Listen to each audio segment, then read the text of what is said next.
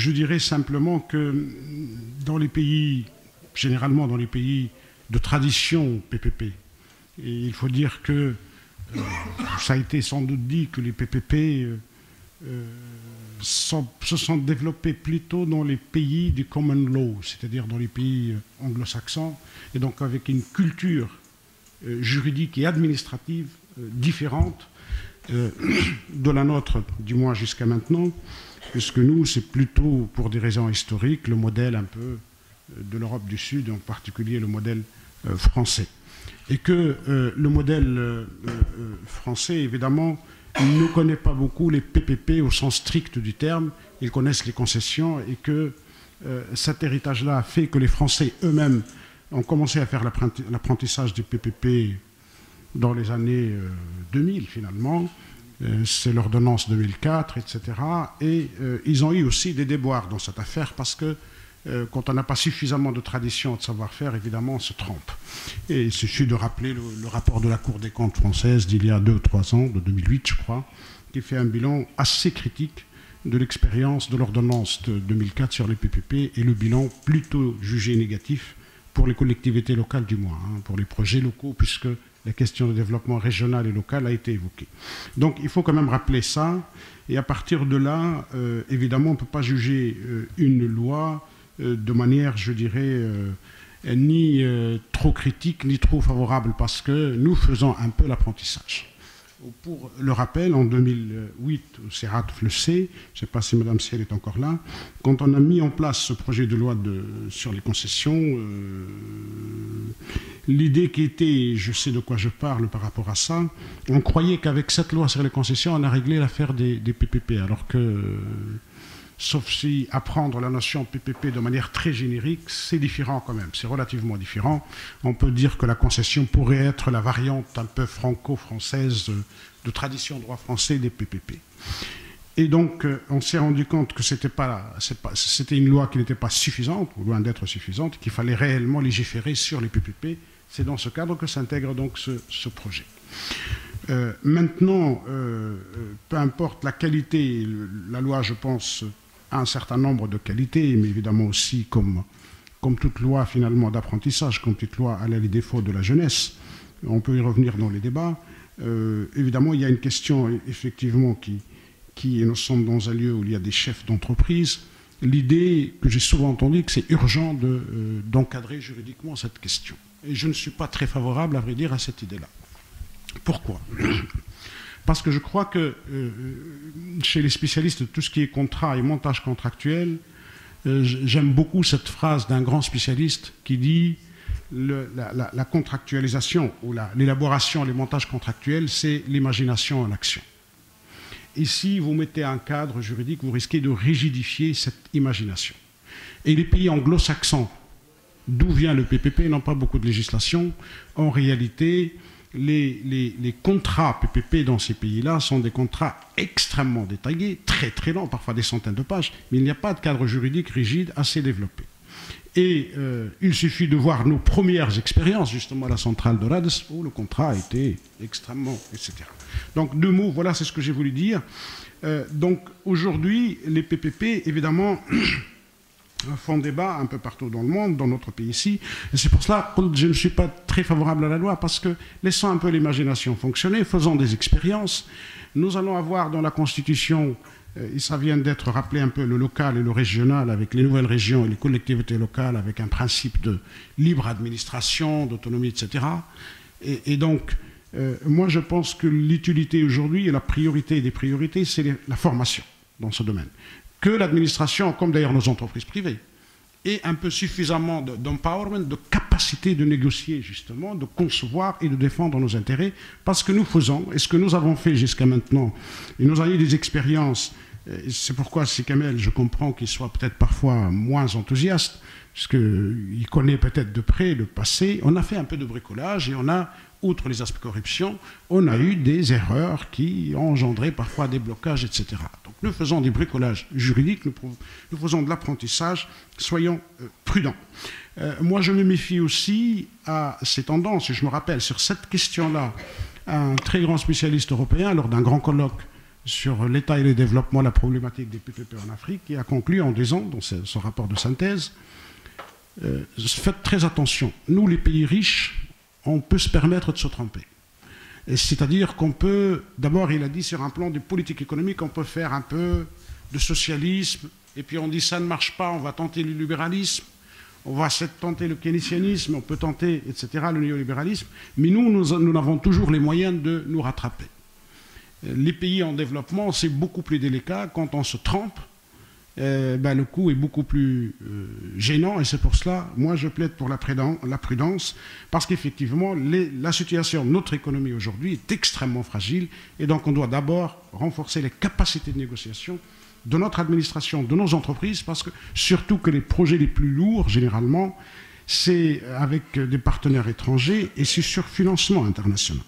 Et le financement international, évidemment, peut aussi avoir pour contrepartie des pressions dangereuses pour la souveraineté des pays, peut-être pour les intérêts nationaux.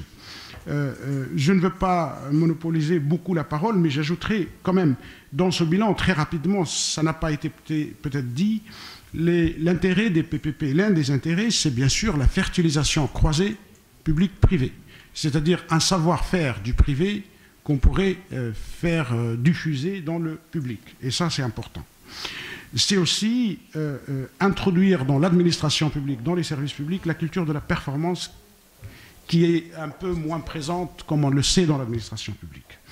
Troisième élément, également, et c'est très important, si on ne conçoit pas les partenariats publics-privés uniquement sous l'angle, pour l'État j'entends, sous l'angle de soulagement des finances publiques, je vais transférer au moins temporairement, en attendant 30 ou 40 ans, les finances sur le privé.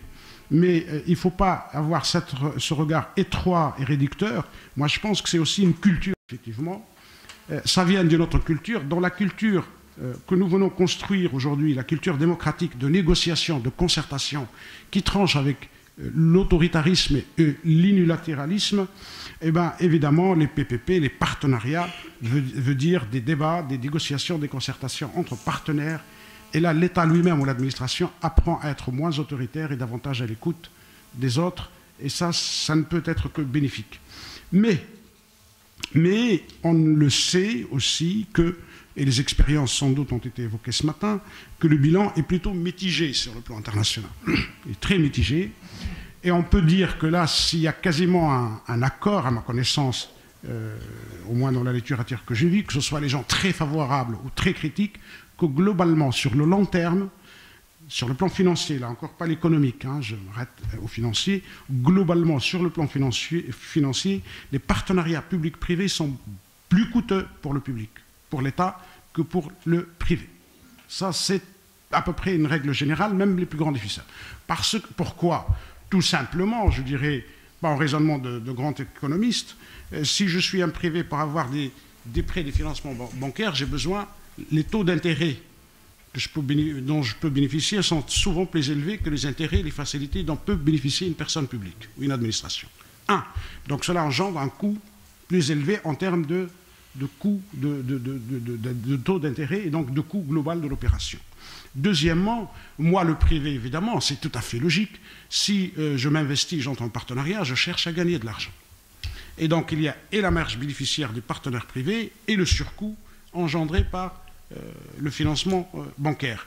Troisième élément, évidemment, et donc tout ça, sur le long terme, quand on fait le bilan sur 30 ou 40 ans, sans doute l'opération coûterait en général bien plus cher que si le privé lui-même avait fait ce genre d'intervention. Mais évidemment, il ne faut pas calculer uniquement de manière réductrice en termes financiers, il faut calculer en termes économiques, en termes stratégiques. Deuxième chose que je voulais dire, c'est justement le PPP est une culture d'action, une culture juridique aussi dans le cadre juridique, puisque c'est la loi d'origine du common law, ce n'est pas notre tradition, et nous risquons alors de, comme toute personne qui fait de l'apprentissage, de la conduite d'une voiture, il peut faire pas mal d'accidents ou pas mal de moins de friction avec d'autres véhicules ou avec les murs. Donc c'est pour cela que je plaide pour la prudence. Et que la démarche prudente et expérimentale et progressive pourrait effectivement enrichir, alimenter une loi, si on a une loi bien plus instruite, bien mieux réfléchie, bien plus, comment dirais-je, fignolée et affinée par justement la pratique et les erreurs éventuellement, mais aussi les réussites de la pratique. J'arrête.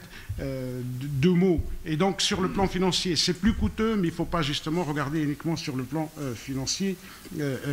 Maintenant, nous faisons du bricolage. Jusqu'à maintenant, nous avons fait du bricolage juridique, parce que nous avons pris des notions, et la loi de 2008 est vraiment l'expression de ce bricolage. On a mélangé PPP et concession. Aujourd'hui, on le fait et nous avons un nouveau phénomène. Les finances islamiques, les partenaires qui viennent du pays du Golfe, évidemment, ils sont d'ailleurs assez influencés en partie par le common law, et donc nous avons vraiment un mélange des genres qui mérite du temps pour que ça se décante et que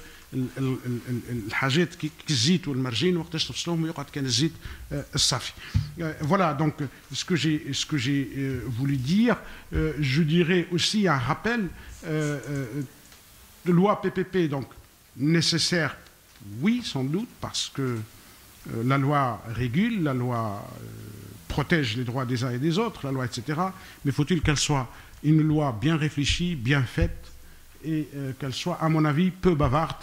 Et la loi actuelle n'est pas très bavarde, une loi peu obèse, et laisser l'imagination, et laissant les grands repères, et le reste, laisser l'imagination en action dans l'expérience entre les partenaires eux-mêmes.